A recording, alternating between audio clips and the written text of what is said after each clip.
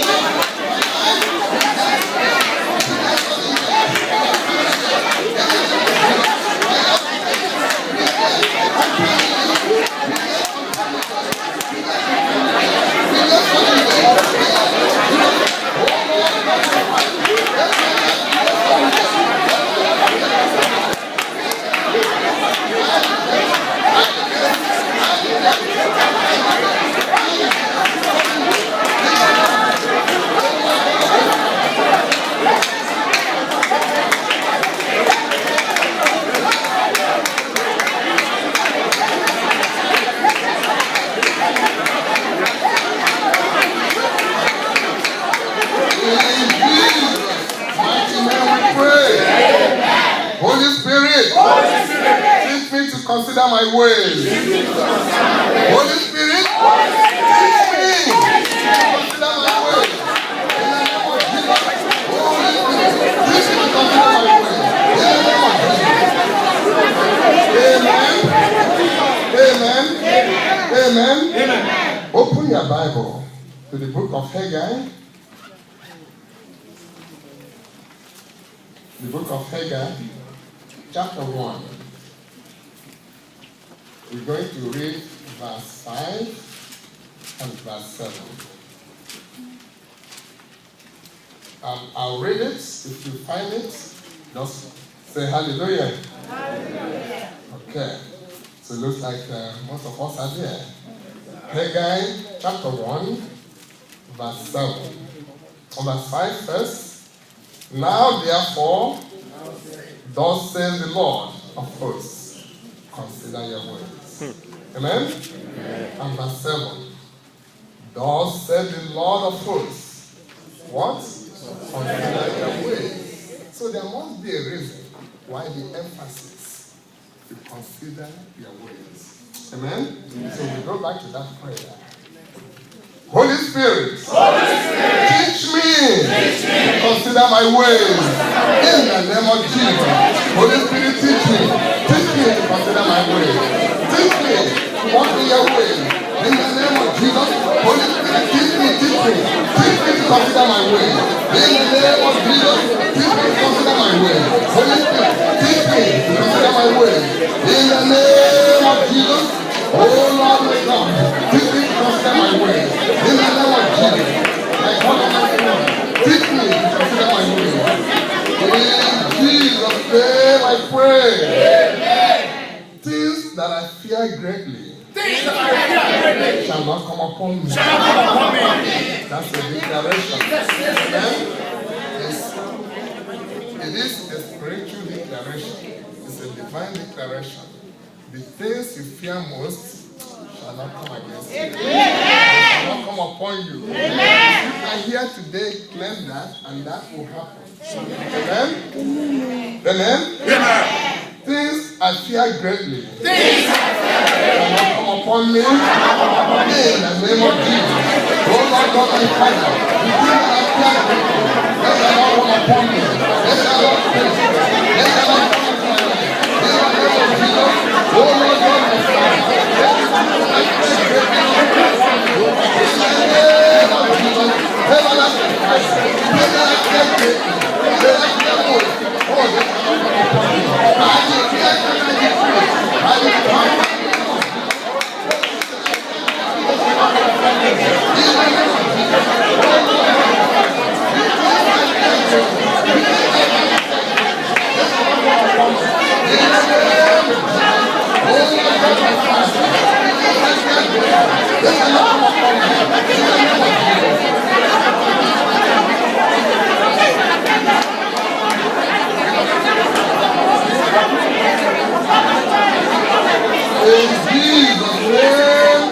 pray. Amen. Those evil things you fear, they shall not come upon you. Amen. They shall not come upon your family. Amen. They shall not come upon your wife or your husband. They shall not come upon your children. Amen. They shall not come upon your generation. Amen. In the name of Jesus. Amen. Now go back a little bit to Zephaniah, which is right before Haggai. Look at chapter 2 of Zephaniah. Amen? Amen. We're going to read verse 8 and 9.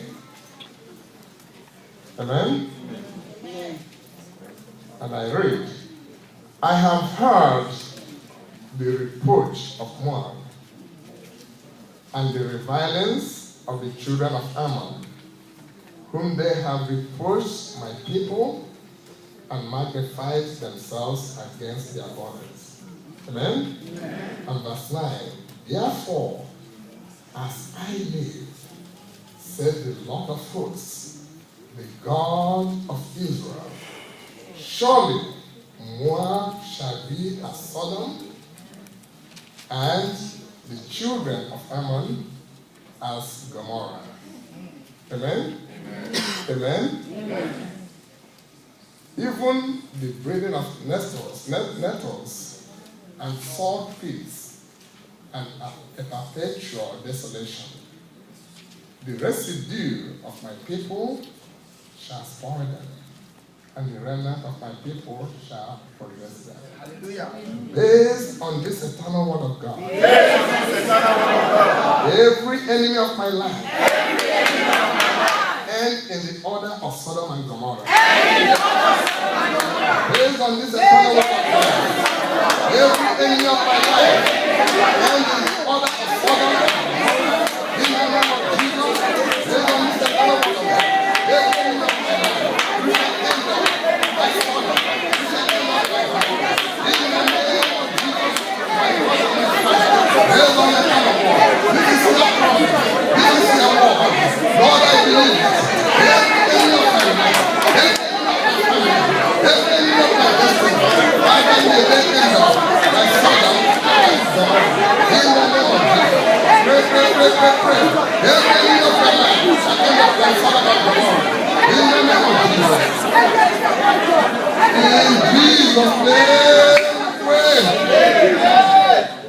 Consider your ways. Amen?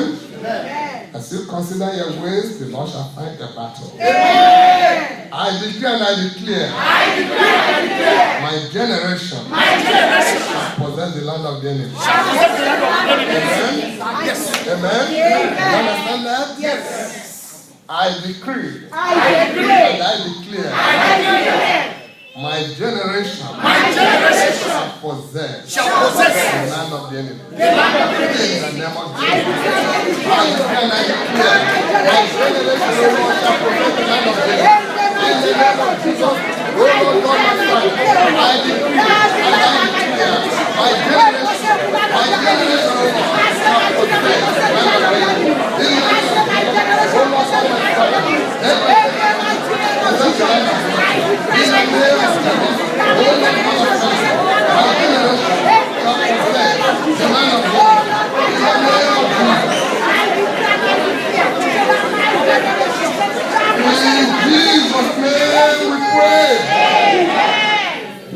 I'm going to start by asking you a question. You can sit down now. May the Lord bless you for being here. You will be blessed. Amen. I start with a question. Have you been to funerals lately? And many of us have, right? Do you notice something? That every dead person, as soon as they die, they become a saint. Especially during the eulogy, when they begin to praise the dead person. No matter how bad this individual is, you will never hear anything negative. Everything you hear is about how that person is going to heaven. I say, consider your ways. Amen? Amen. Isn't it amazing? And there was a message given the other day, not here, but two businessmen. They're very wealthy, but they are very, very evil in their dealings. So it happens that one of them died suddenly. And then it was time for the funeral. So the other one went to the pastor and he said, please, you know we have a lot of money. We'll give you whatever you need. We build a new church. Whatever the church needs in terms of finances, we have it. We can afford it. And the pastor said, so? He said, all I want you to do is to pronounce my brother a saint in the presence of all the people when they gather. Make sure you let them know that he's a saint. Now the pastor was caught between the rock and a high place, right? Yes, the church needs money. But now here is the word of God, right? That you have to consider your ways. Amen? Now, with the pastor knowing that this man was very evil, get on that pulpit and begin to call him a saint. So he thought about this and he said, if I don't do it, then we're not going to get all that money. So what's going to happen? And all these businesses might hate us. So he said, okay, I know what I'm going to do.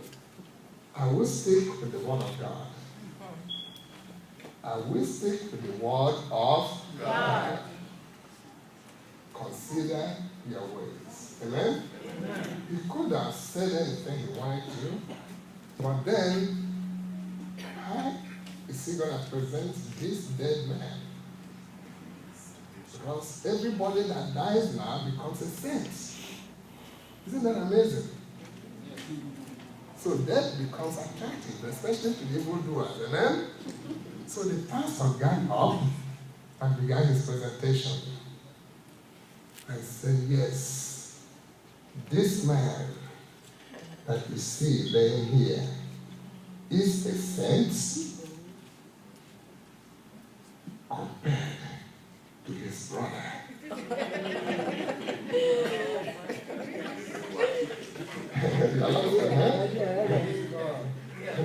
They didn't want me to lose my voice, but God forbid.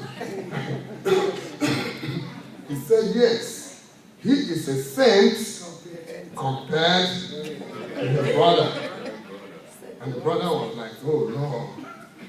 So yes, he is a saint compared to his brother. Now, the reason I brought this illustration, I want you to pay attention because a lot of things happen today in our lives. It's always good when we come to church to rejoice, to be happy.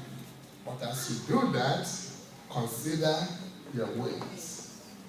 Consider your ways. Now, when we read that scripture in Haggai, there was a reason why the Lord asked the children of Israel to consider their ways. So let's go back to that scripture, and maybe we can find a few things there. Okay? This time we're going to read from verse 3. No, let's start from verse 2. Haggai chapter 1, from verse 2. Again, Haggai received a message from the Lord. Haggai spoke this message. You people think the right time has come for you to live in nice houses. You live in houses with beautiful wooden paneling on the floors, but the Lord's house is still in ruins. Thank you very much. Now, this time, the people are just returning back from captivity. Amen? Just like most of us have come back from where the enemy wanted to place us. You have come back, you have returned. But they're saying, no, the house of the Lord is not yet to be rebuilt. But they are building their permanent houses. They are building their mansions. And the Lord said, well, you are doing this, consider your ways. Now, in the Christian church today, there are a lot of things the Lord wants us to do. Many things He wants us to do. But we want to do it in our own way. Right? They're saying, no, it's not yet time to do what the Lord wants us to do. And some of them are saying, you know, the Lord will not do good and the Lord will not do evil. It doesn't matter.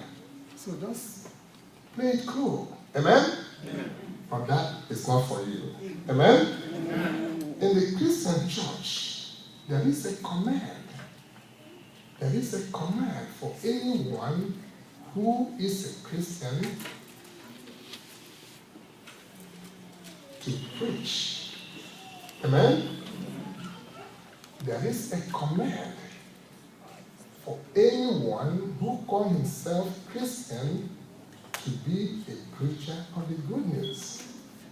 Am I correct? Yes. Am I correct? Yes. But we are saying, oh, well, you know what? I'm not very good at speaking. Oh, well, you know, my job don't allow me. It's not yet time for me to be able to evangelize for the kingdom of God. Is there any difference from the attitude of the people back then? Absolutely not. It's the same prevailing attitude that was then that is happening here today. Everybody wants to do it in their own way. Everybody wants to do the work of God the way that it pleases them. Hallelujah? Amen. But consider your ways. Now we're talking about forgiveness. We've been dealing with that for several months now. And we're still dealing with it. And yet, most of us still have not forgiven one another. Isn't that amazing? Yes. There is a story in the Bible of people who pay back evil for good. You do them good, they pay you back what? Evil. There are examples, and I'll give you one, and then maybe when we have time, or if we have time today, we can go back and review it. You know King Saul. Well, actually, let's forget about King Saul. Let's go to the time of Elisha. Elisha was a great man of God. Amen? Amen. He was a great man of God. He did so many wonderful things. When the Syrians came against the nation of Israel, he was the one telling the king, you know, they're hiding over there, don't go there. They're laying ambush over here, don't go there. The Lord said you should do this and do that, and guess what? The king obeyed, and Assyrians were defeated. Amen? Amen. It got to a point where the man, all of a sudden, he made a note. He said, if the head of Elisha shall stand upon him today, you know it's not going to happen. He made that promise. I want you to consider that. Let's go to 2 Kings. And I want you to look at what happened.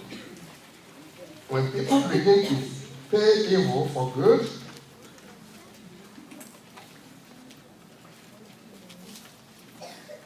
the book of 2 Kings chapter 6.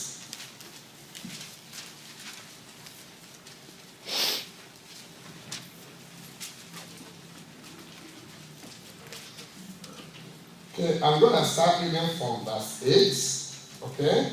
And I'm going to skip some verses because of time. 2 Kings chapter 6, verse 8. Then the king of Syria warred against Israel and took counsel with his servants, saying, in such and such a place shall be my camp. And the man of God sent unto the king of Israel, saying, beware that thou pass not such a place, for there the Syrians will come down. Amen? Amen. And the king of Israel sent to the place with which the man of God told him, and warned him off, and saved himself and all that. Now let's skip a little bit, and then we go to verse 16. Okay? Verse 17, let's start from verse 17. And Elisha prayed and said, Lord, I pray thee, open his eyes that he may see. And the Lord opened the eyes of the young man that he saw, and behold, the mountain was full of horses and chariots. Okay, and then we go on to verse 19. Okay? And let's go to verse 21 because of time. And the king of Israel said unto Elisha, when he saw them, my father, shall I slay them? Shall I slay them? Now he's calling Elisha his father, right? Because of all the good things that Elisha had done to him. Elisha saved his life. Elisha ministered unto him. Elisha did so many things. Isn't that amazing? Elisha did all that, and he even called him my father, my father, my father. And Elisha continued being who he is. Look at verse 31. The same man that God has sent through Elisha, see his pronouncement. He said, then he said, God, do so and more also to me, if the head of Elisha, the son of Shaphat, shall stand on him this day. What an ingrate. What ungratefulness. What ungratefulness. Now, not only was he displeased with Elisha, but he wanted to kill him instantly. He made a vow, even by the name of God. We're talking about forgiveness. Are you that kind of person who pays good with evil? Are you that kind of person who is so unforgiving that you forget what your husband has done for you all through the years? All of a sudden, because he didn't hang a towel where you normally wanted to be hung. Huh? No, that's true. Huh? Because he left his same eyes at the front door, and you are so angry, now you want a divorce. Isn't that true? Are you so angry and so forgetful of what your wife has been? Since she came into your life, it's all been blessing and blessing. Your life changed. Amen? The Lord had you. The Lord kept working with you. All of a sudden, now she's an adversary. Just why? Because she said something that you didn't like. Or because she sent money to her mom. Yeah, because, or how could she do that? Okay? Or just because of little thing, you forget all the goods, all the better things that the Lord has used her to do. Now look at your church. People say, well, like we said today in the Bible study, somebody upset you, you leave the church. Okay, good for you. What happens? You go to another church, you think you're going to stay there? No. The journey continues. It continues. There is nowhere you go that people will not offend you. That's right. Your mother will even offend you. Your dad will offend you. I said to your brother, when he was complaining about the white babies, I said, who else would do it? You should not do it. Who else? I mean, that's right. Who else do you expect to do it to you except her? Yeah. She's doing her job. She's training you. Yeah, to be more patient. God is using her to train you to be more humble. Amen? John, you probably agree with me, right? You see, when you are not married, you won't understand. But when you are married, God has tied you together. Okay? And that's why this church will continue to stand against divorce. Amen. Continue to stand here. Amen? Amen. You cannot come to tell me because your wife, she spends so much money. So for that reason, she has to go. Maybe because you found a better wife out there. Yeah, good for you. Go try that one. Amen? And I tell you, there are so many things that happen. In my place of work, this lady, I've known her for about 2 years. As soon as she knew I was a pastor, she said, Pastor Ben, I want you to wed us. I want you to be the one to wed us. I said, wed who? She said, my fiancé was planning to get married. Oh, I don't even know the man. I've seen him. He came there one day and I saw him briefly. I don't know how I can wed someone that I do not know his lifestyle. I don't know what you stand for. And I'm not going to be the kind of person who will, because you ask me to come and give you knowledge about your relative who has been second to the devil. And I come there and begin to pronounce him to be a saint. I don't know how to do that. My dear. I don't know how to do that. I can't do it. Yeah, I can find a way to make you feel good or feel better. But we cannot deviate from the Word of God. Amen? Amen. Divorce is contrary to the will of God. There are conditions that the Bible gave that you can do that. Unless those conditions are met, you are just deceiving yourself. Okay? Because she says something to you that you don't like. I brought her here. And now she has mouth to answer you. Yeah, that's true. You feel that way, so all of us will do. So you're not alone. Am I correct? You are not alone, my brother. We are all in the same boat. In the same boat. Yeah. So yours is not so different that you cannot handle it. Consider your ways. Consider your ways. Don't be looking at the other person because they did this, they did that. Think about yourself. Inwardly. Think about your family, the results.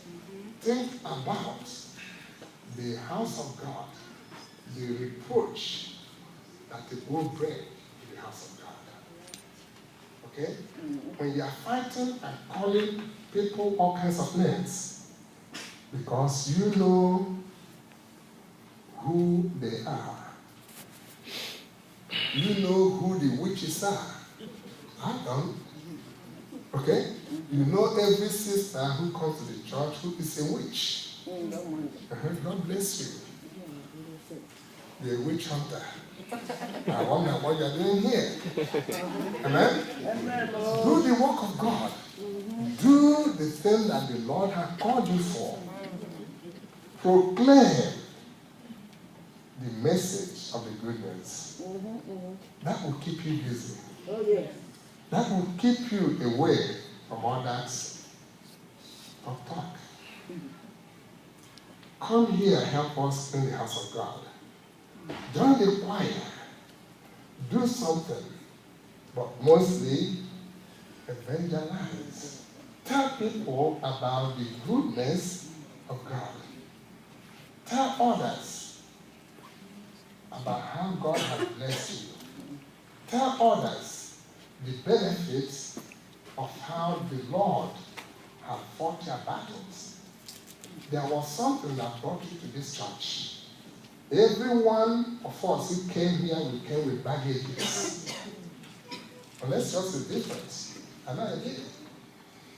I came with baggages, and each one of us come with baggages.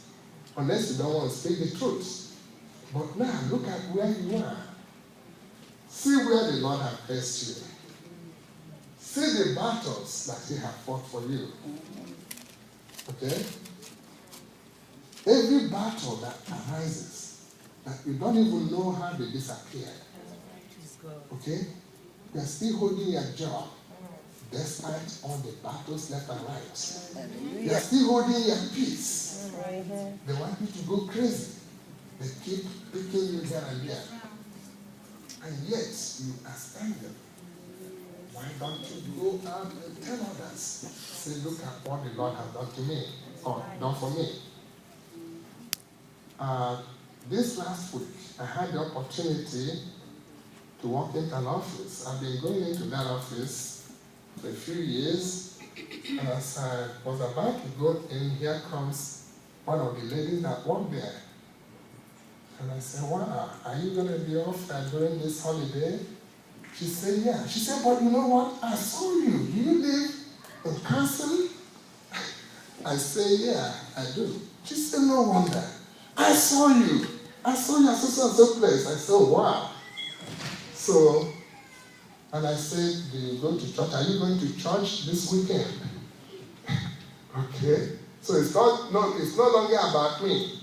I want to change that. Let's go into things about God. She said, no, I got tired of churches. Every time I walk into a church, I can tell from what the preacher is saying that the Lord is not there.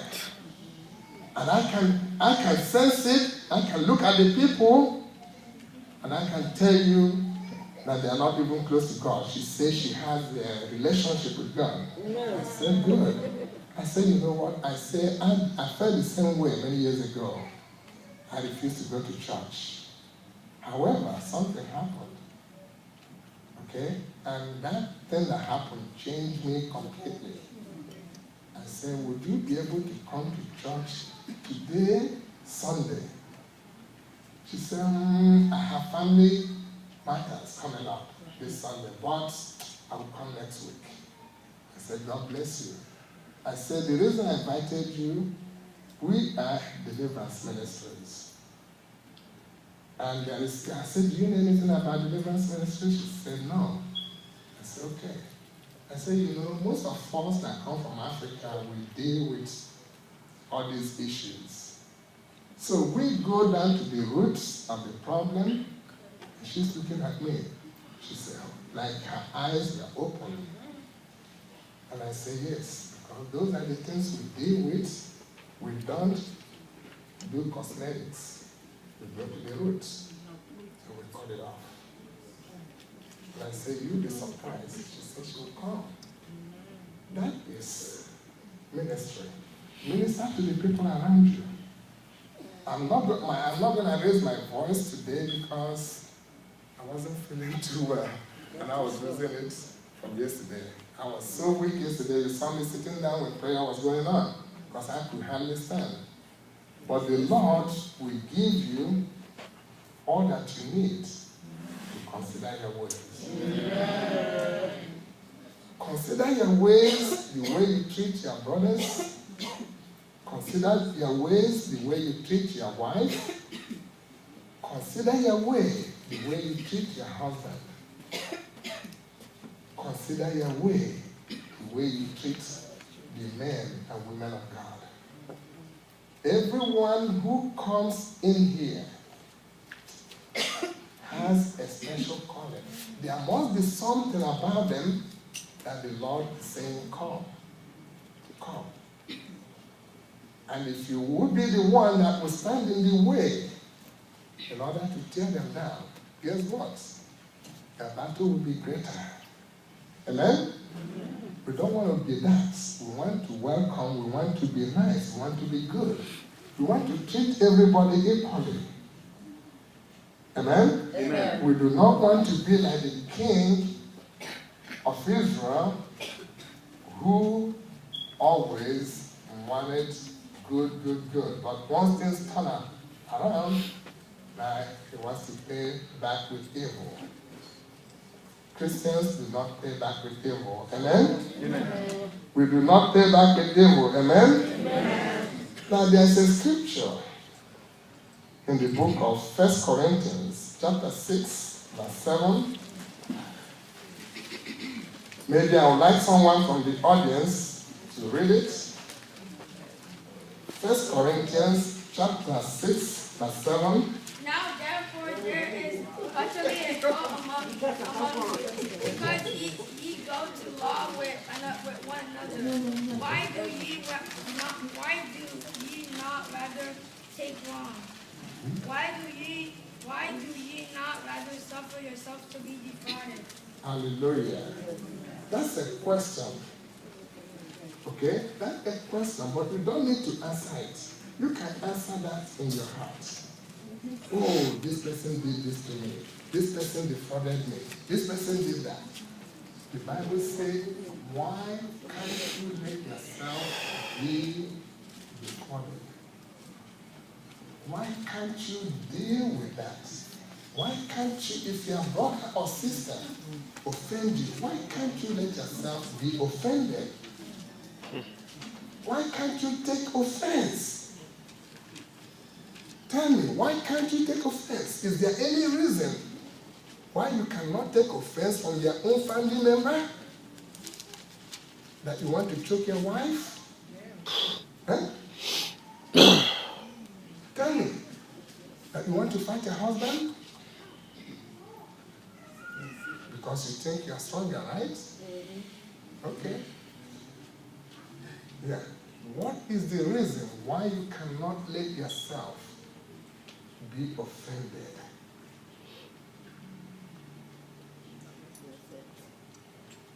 Think about it. That's the word of God. I'm not the one asking that. It is the word of God.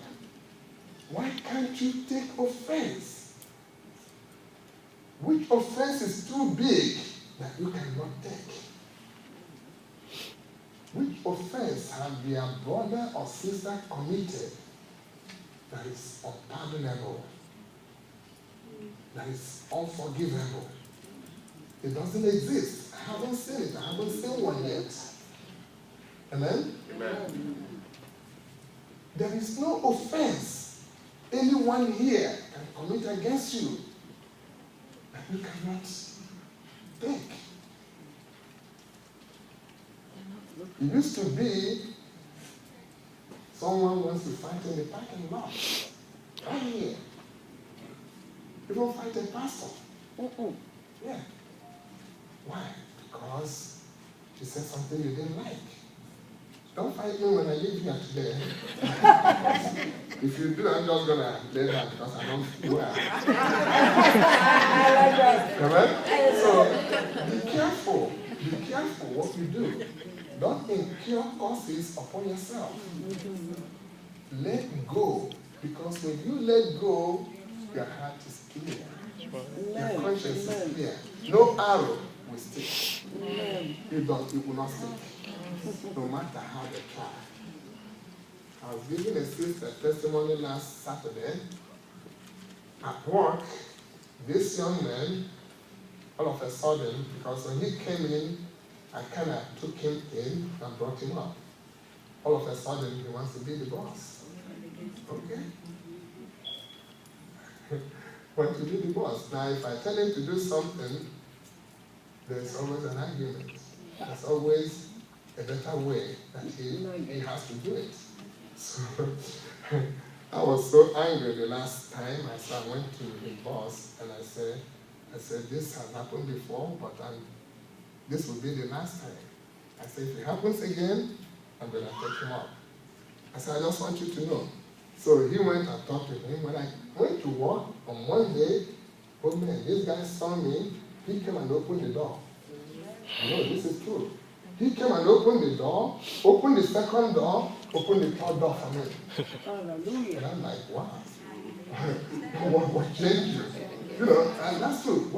Why do you fight those battles? You don't need to fight them. The thing I did, I told the boss, and then I went in to pray.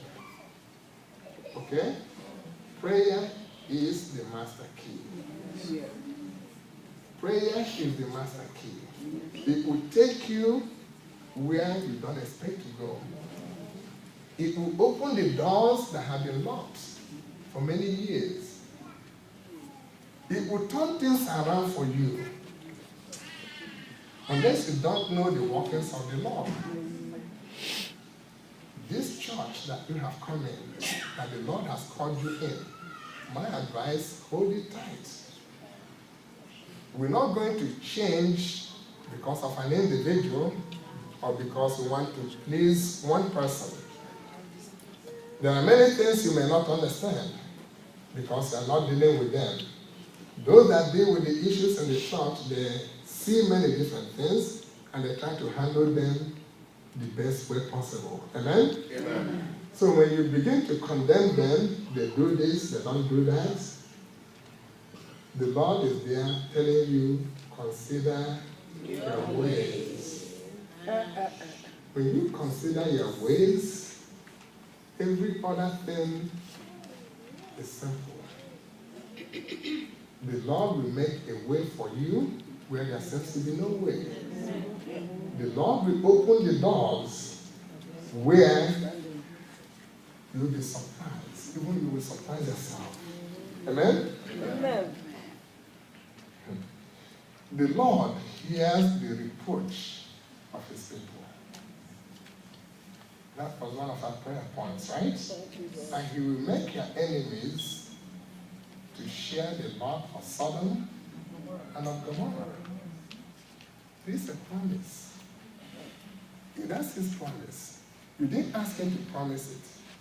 When the Lord say, I swear, when the Lord say, I say this with my right hand, praise God, it is greater than a covenant.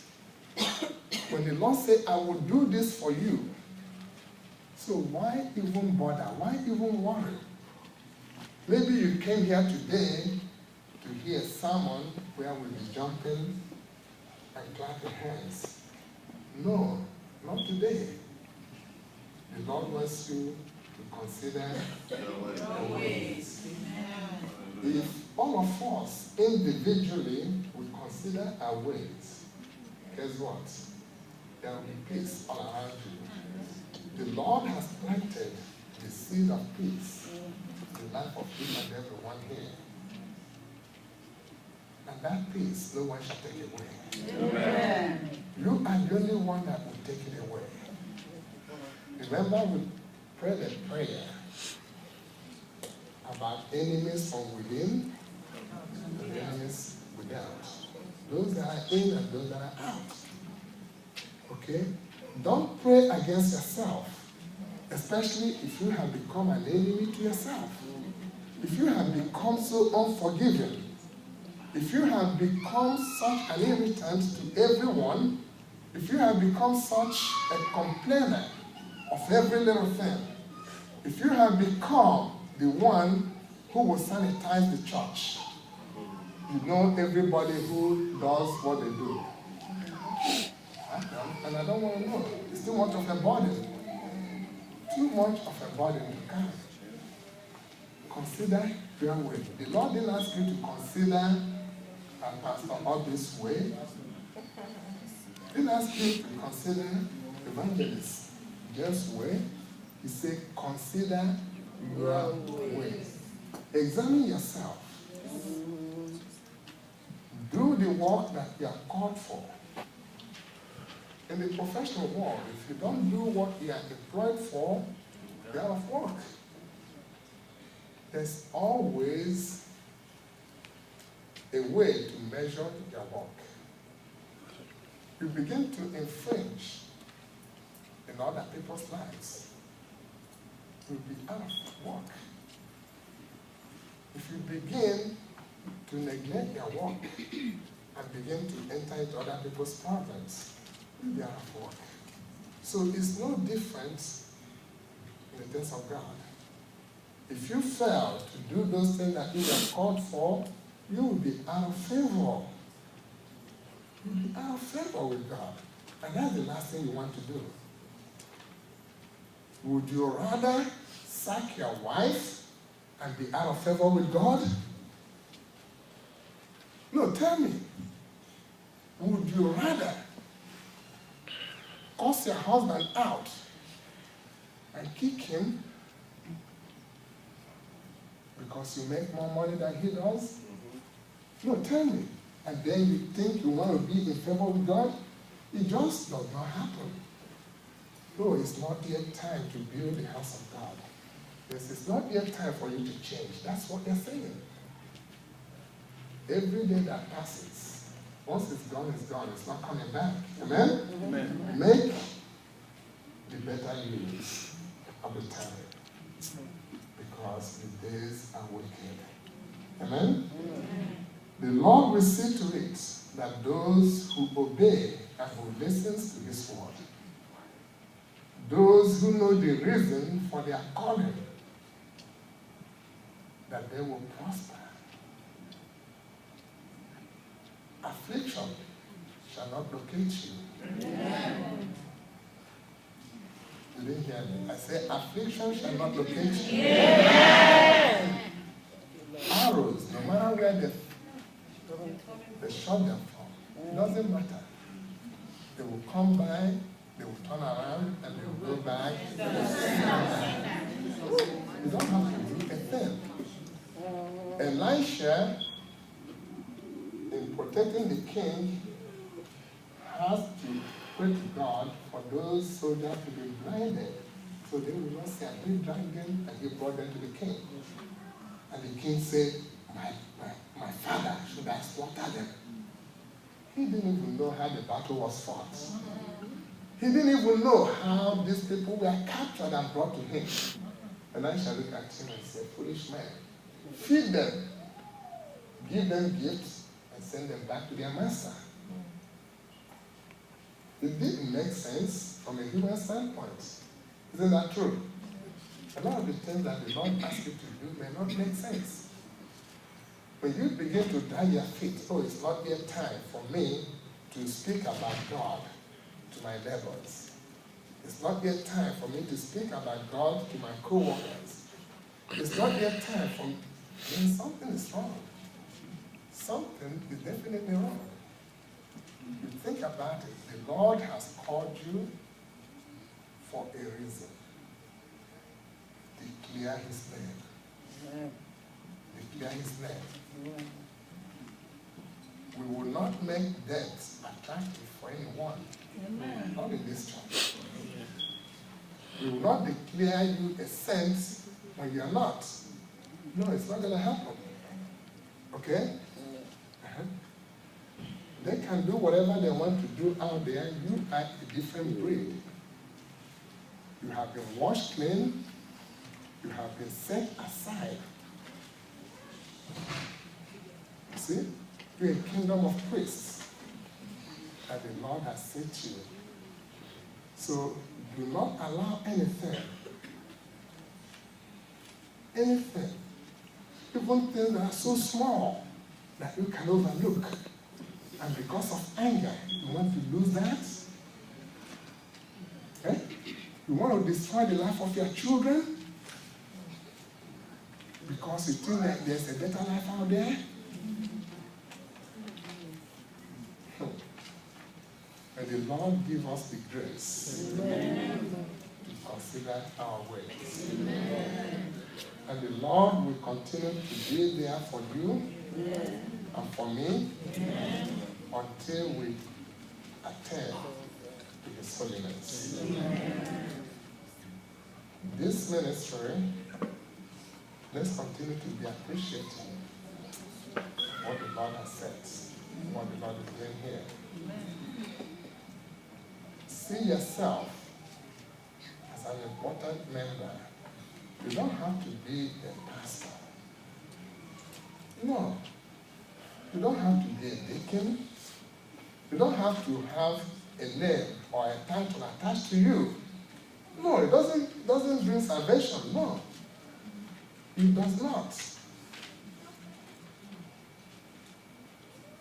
If you are here because you want a title, then you better think. Consider your ways.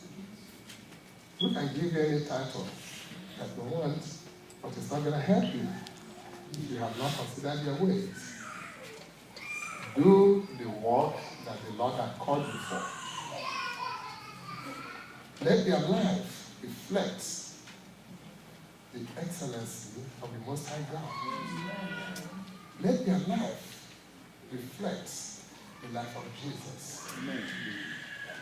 Let your life be one that people will see and they know that it mirrors the life of Jesus. Let your life become attractive to others, and they want to be like you. Okay? They want to know what you do, what you do on weekends, why your life is the way it is. The Lord will honor His word concerning each one of us. Amen. You will not go astray. Amen. You will consider your ways. Amen. You will consider your ways. And I'll take you back to Matthew chapter 28, verse 19 and 20.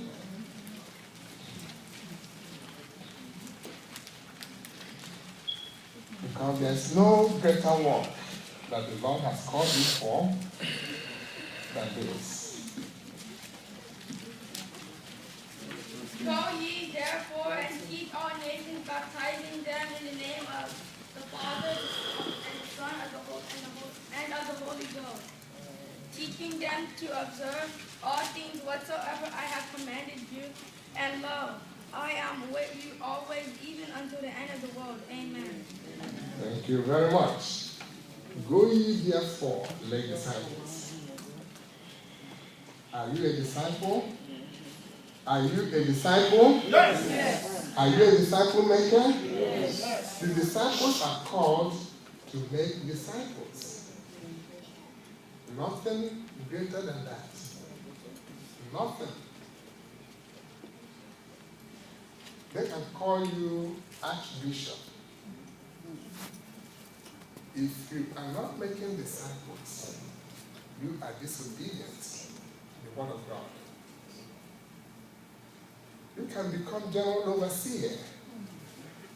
If you are not doing the work you are called for, you are just being simply disobedient. If you cannot talk to people about the goodness of your Heavenly Father, you are just being simply disobedient.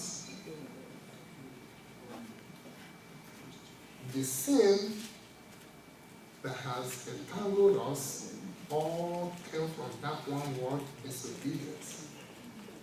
Adam disobeyed God. Satan disobeyed God. We will not disobey God. Amen. We will not disobey God. Amen. This church will not disobey God. Amen. We will continue to rise as one. We are one. We cannot be divided. We are one in the Lord. And we shall continue to be obedient to Him and to His word. We cannot change it. We do not declare sins anyone who dies. Not in this church, no. Amen? Amen. We do not wed people we don't know their background. We cannot just come in here and say, oh, Pastor, wed me. I want to marry. Go to where you have been. You can get married there. Or you can go to Vegas. That is good. Drive-through. That's right. There's drive-through That is marriages. Yeah. You can do that. No problem. But we will not wed you if you leave your wife somewhere else and now you see someone else you want to marry. God forbid. Amen? You cannot leave your husband just because he's been looking for work for 2 years. He hasn't found one. Now because you're making more money, then you think you can kick him aside. Consider your ways. If you haven't considered your ways before, now is the time. Pastor Walter mentioned yesterday that during that famine in Israel, the mothers made covenants to kill their children. Could you imagine? When you just make those abrupt decisions based on anger, they're actually making covenants that will affect your children forever. If you don't know that, know it now. The Lord do not take it lightly. Every child that is born and given unto you, treasure them. Treasure them. There's a reason the Lord has brought them to you. And it's an amazing thing that one of those things you cannot choose where you want to be born. Otherwise, a lot of people would have chosen elsewhere. None of us probably would get in, right? Yeah, they choose wealthy families. But that's not the way the Lord works. You cannot choose your relatives. Isn't that amazing? You cannot pick. The Lord has given them to you. Deal with their inadequacies. Each and every one of us has it. Does she wake up in the morning and the makeup is still there? And then she goes to the bathroom and wash them off the sink and she didn't clean them? I don't have to walk and be so angry. I don't know, it could be anything. Okay? Each and every one of us face those little things in life. Okay? If your wife wants to spend money, now I can raise my voice at this one. Your wife wants to spend money, I know how to spend. She's the owner of the money. You and her own that money. Okay? She wants to do her hair. Are you going to stay here and say, well, you cannot do your hair? Come on. If your wife doesn't look good, look at yourself. Huh? Amen. Okay? Yeah. She's not going to spend the whole money and bring you down. No. You still have more money to do other things. Okay? As long as she's not lavishly spending it, yeah. She knows she has a family, but you cannot stop her from buying shoes. I can understand if she wants to be like Imelda Marcos that has maybe 1 billion shoes. That's a different story. Okay? But how much money would she spend to make her makeup? I used to take care of my fingernails before my wife came. I can't do that anymore. You know? But she still does that every week. And when I asked her, she said, well, you're a man. All right, that does it. Right, you're a man. So a man, I can't. Okay. Okay. So, but that's just life. That's just life. Treat her as your princess. And she is. There was something about her that attracted you. And now all of a sudden, you're gonna smack her. All of a sudden, you're gonna kick her, she becomes football. No. God said, consider your way. And women are laughing, okay. Let's come back to you.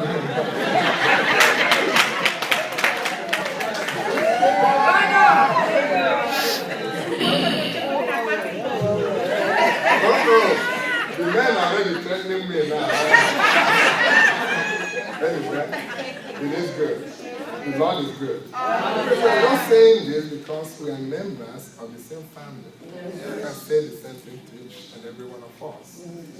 We love each other. We care about each other. There is no unforgiving sin in the family. It just doesn't exist. It just doesn't exist. Okay? The Lord will give us the grace. The Lord will teach us to consider our ways. The Lord will build us together, and He will keep us rising up. You will not fall. I say you will not fall. No matter the dance that the enemy throws at you, they will not stick. They will turn around. Not only turn around, but they will multiply seven times and go back and destroy the sender. Amen? So the Lord is good. He is good. Let's keep that in mind. Let's consider our ways when we deal with each other.